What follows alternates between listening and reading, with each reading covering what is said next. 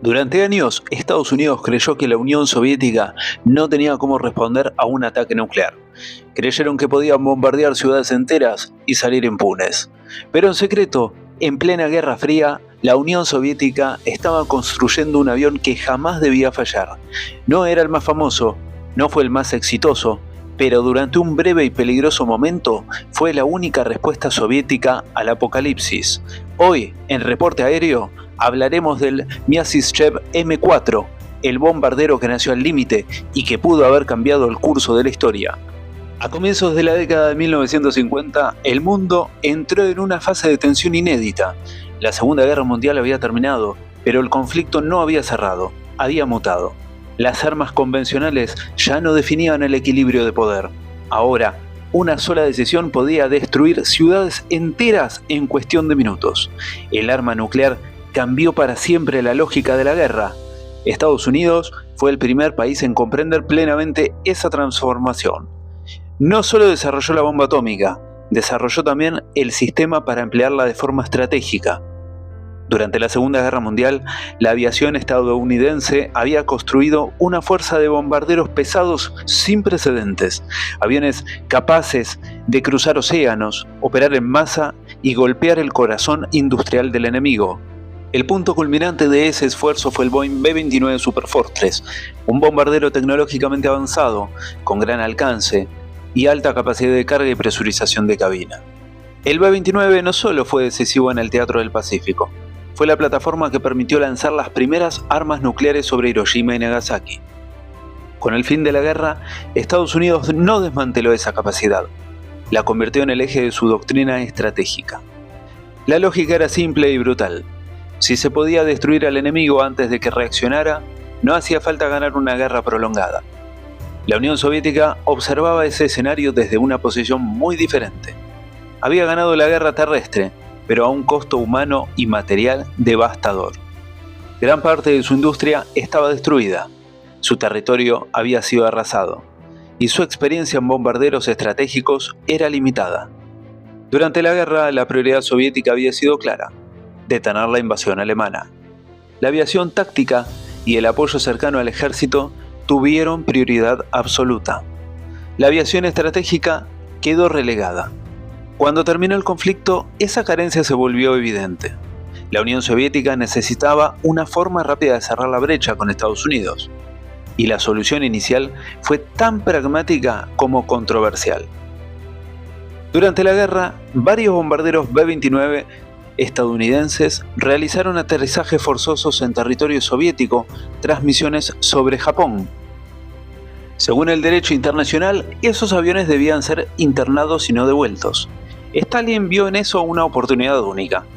Ordenó que el B-29 fuera reproducido pieza por pieza, sin modificaciones. El resultado fue el Tupolev Tu-4, una copia exacta del bombardero estadounidense, adaptada a estándares soviéticos. El Tu-4 permitió a la Unión Soviética, por primera vez, contar con un bombardero capaz de transportar armas nucleares. Fue un logro enorme en términos industriales, pero también fue una solución temporal. El Tu-4 era un avión a hélice, grande, pesado y cada vez más vulnerable. La evolución tecnológica no se detuvo. A finales de la década de 1940, los motores a reacción comenzaron a transformar la aviación militar. Los cazas a reacción eran más rápidos, trepaban mejor y podían interceptar objetivos que antes eran inalcanzables. La Guerra de Corea fue la prueba definitiva. A partir de 1950, los bombarderos B-29 estadounidenses comenzaron a sufrir pérdidas significativas frente a los cazas MiG-15 soviéticos. El MiG-15 era un avión a reacción moderno, rápido y bien armado, y demostró que los grandes bombarderos a hélice ya no podían operar impunemente. El mensaje fue claro para todos: la era del bombardero a hélice había terminado. Los informes que llegaron al Kremlin eran preocupantes. Si Estados Unidos lanzaba un ataque nuclear, la Unión Soviética tenía pocas posibilidades de responder de manera efectiva. Sus bombarderos serían interceptados antes de alcanzar los objetivos. La disuasión, en términos prácticos, no existía. Y en la lógica de la Guerra Fría, no tener disuasión era una invitación al ataque. Estados Unidos no solo tenía armas nucleares, tenía los medios para emplearlas a gran distancia. Además, ya estaba trabajando en una nueva generación de bombarderos estratégicos a reacción. Entre ellos, el proyecto que más inquietaba a Moscú, el futuro B-52. Un bombardero capaz de volar más lejos, más alto y durante más tiempo que cualquier avión anterior. La Unión Soviética necesitaba una respuesta urgente. No dentro de 10 años, no cuando la tecnología estuviera madura. La necesitaba ahora. En ese contexto, el liderazgo soviético emitió un requerimiento extraordinario. Un bombardero estratégico completamente nuevo, propulsado por motores a reacción, con alcance intercontinental, capaz de transportar armas nucleares y capaz de sobrevivir en un entorno dominado por cazas a reacción y defensas cada vez más sofisticadas. Era una tarea monumental. Dentro del sistema de oficinas de diseño soviéticas, conocidas como OKB, surgió un debate profundo. Andrei Tupolev, el diseñador más prestigioso del país, adoptó una postura cautelosa. Tupolev no dudaba de la necesidad de un nuevo bombardero, pero cuestionaba la viabilidad técnica de un bombardero intercontinental a reacción con la tecnología disponible. Los motores consumían demasiado combustible, la fiabilidad era limitada, el alcance necesario parecía, en el mejor de los casos, extremadamente difícil de lograr. Desde este punto de vista, forzar la tecnología podía terminar en un fracaso estratégico. Pero no todos compartían esa visión. Vladimir Mikhailovich Myasishchev pensaba lo contrario.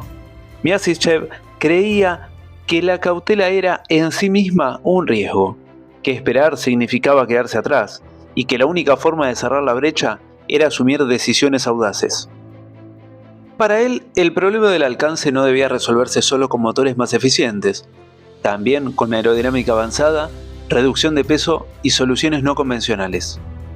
En un contexto de máxima presión política, el liderazgo soviético tomó una decisión poco habitual: apostar por Myasishchev y reactivar su oficina de diseño, el OKB-23, otorgándole recursos significativos y plazos extremadamente ajustados.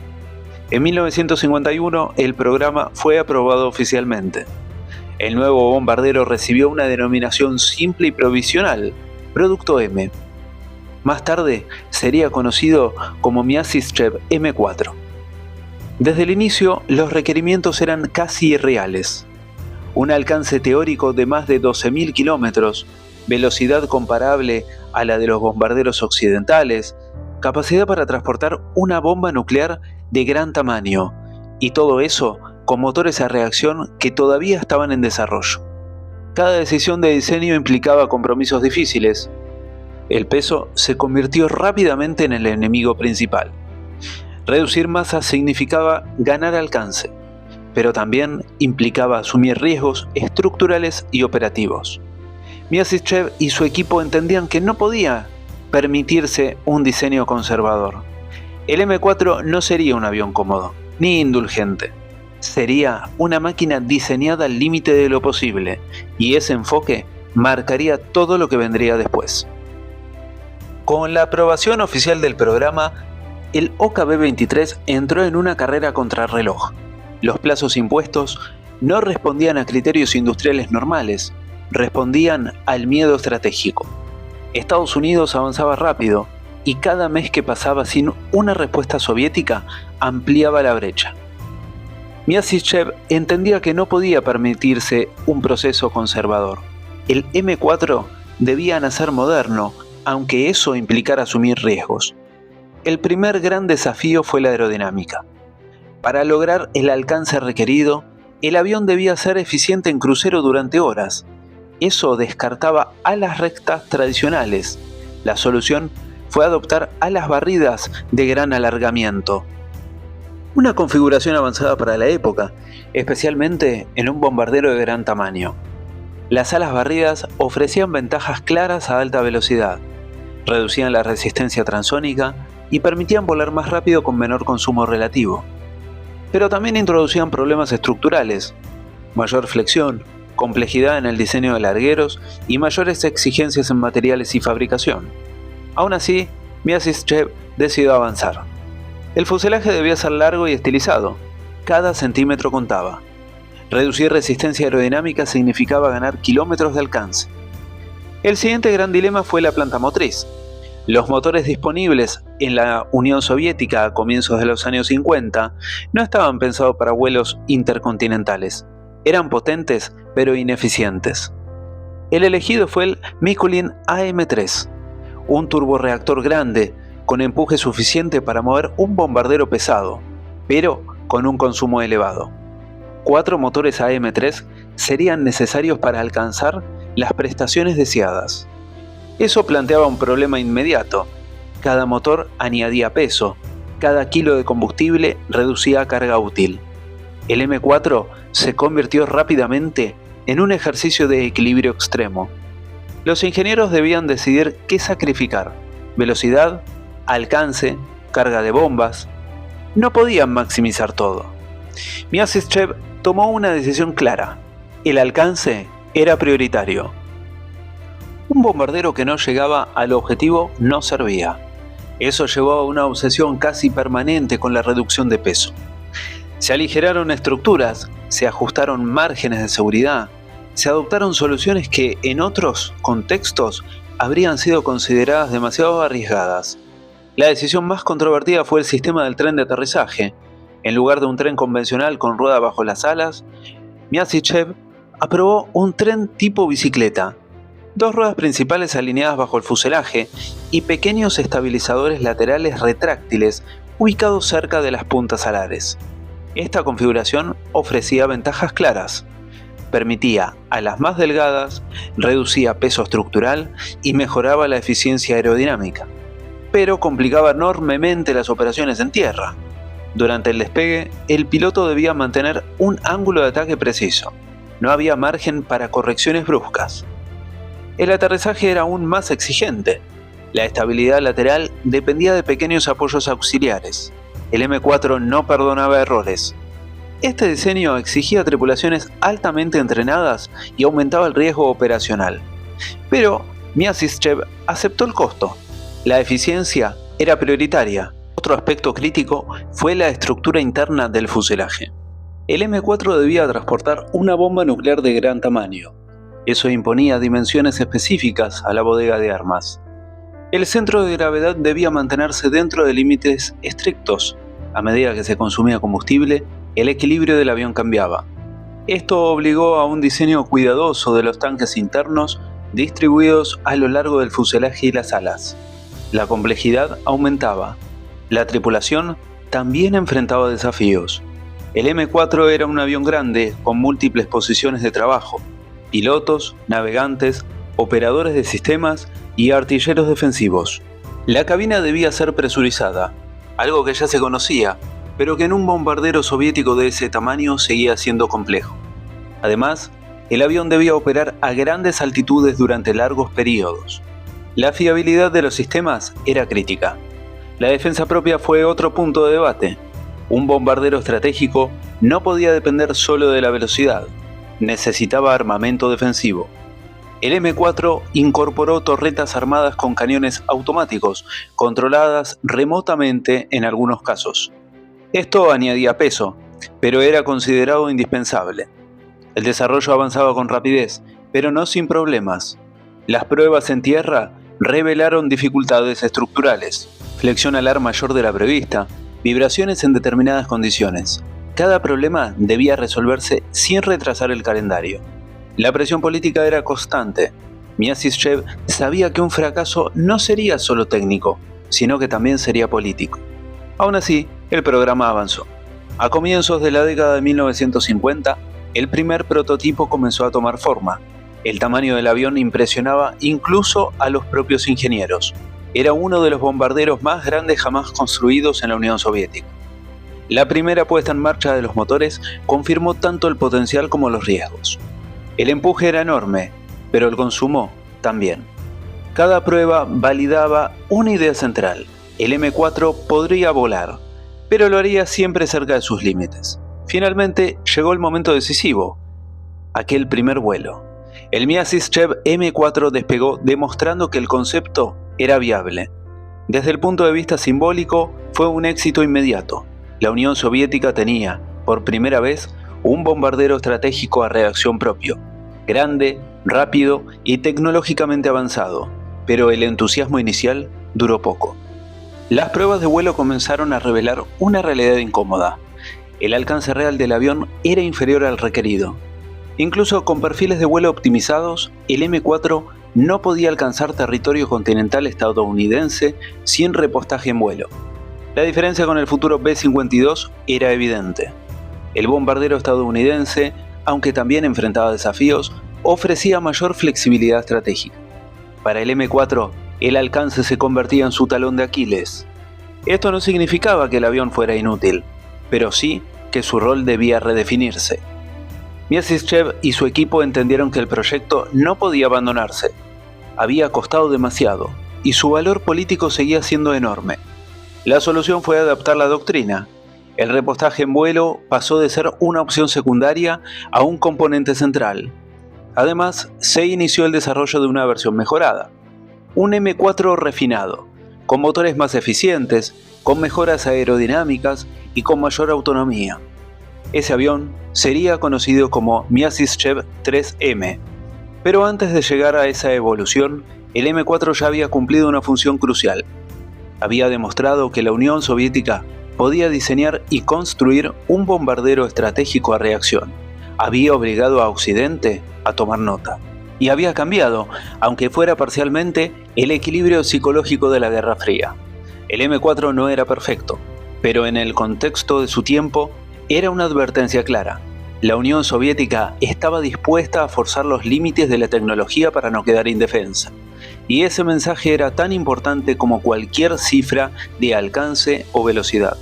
Cuando quedó claro que el Miasistchev M4 no podía cumplir plenamente el rol para el que había sido concebido, la Unión Soviética se enfrentó a una decisión crítica. Abandonar el programa habría sido admitir un fracaso estratégico, y en plena Guerra Fría los fracasos estratégicos no se reconocían públicamente. Además, el M4 ya existía, había volado, había demostrado que el país podía construir un bombardero estratégico a reacción. Ese solo hecho tenía un valor político enorme. La solución no fue descartar el avión, sino redefinir su función dentro de la doctrina nuclear soviética. El problema central seguía siendo el alcance. Sin repostaje en vuelo, el M4 no podía atacar objetivos estratégicos profundos en territorio continental estadounidense. Eso limitaba severamente su capacidad de disuasión directa. Pero el repostaje en vuelo ofrecía una salida. A comienzos de la década de 1950, esta técnica todavía era compleja, peligrosa y poco confiable. Sin embargo, permitía extender drásticamente el radio de acción de un bombardero. La Unión Soviética decidió adoptar el repostaje en vuelo como parte integral de su doctrina, y el M4 se convirtió en una pieza clave de ese esquema. Una parte significativa de la flota fue modificada para actuar como avión cisterna. En lugar de bombas, transportaban combustible. Esto transformó al M4 en un multiplicador de fuerza. Ya no era solo un bombardero, era el soporte que permitía que otros bombarderos llegaran más lejos. Al mismo tiempo, Miasistchev y su equipo trabajaban en una versión mejorada del diseño original. El objetivo era claro: reducir el consumo, mejorar el alcance y corregir las limitaciones más evidentes del M4. Así nació el Miasistchev 3M. Externamente, el 3M era similar a su predecesor, pero incorporaba cambios importantes. Los motores fueron reemplazados por versiones más eficientes. Esto reducía el consumo específico y aumentaba la autonomía. Se introdujeron mejoras aerodinámicas en el fuselaje y las alas. Pequeños cambios que, acumulados, ofrecían ganancias significativas en vuelo de crucero. También se optimizó la estructura interna, se revisaron márgenes, se redistribuyeron cargas. El resultado fue un avión más equilibrado. El 3M no era radicalmente distinto, pero era claramente mejor. Con estas mejoras, el alcance aumentó de manera apreciable, aunque seguía sin igualar completamente al B-52. El 3M ofrecía una capacidad estratégica más creíble. La Unión Soviética comenzaba a cerrar la brecha. Aún así, el Miasistchev 3M no se convirtió en el pilar absoluto de la aviación estratégica soviética. La razón era múltiple. Por un lado, el diseño seguía siendo exigente en términos operativos, requería tripulaciones bien entrenadas y un mantenimiento cuidadoso. Por otro lado, la industria soviética avanzaba en otros proyectos.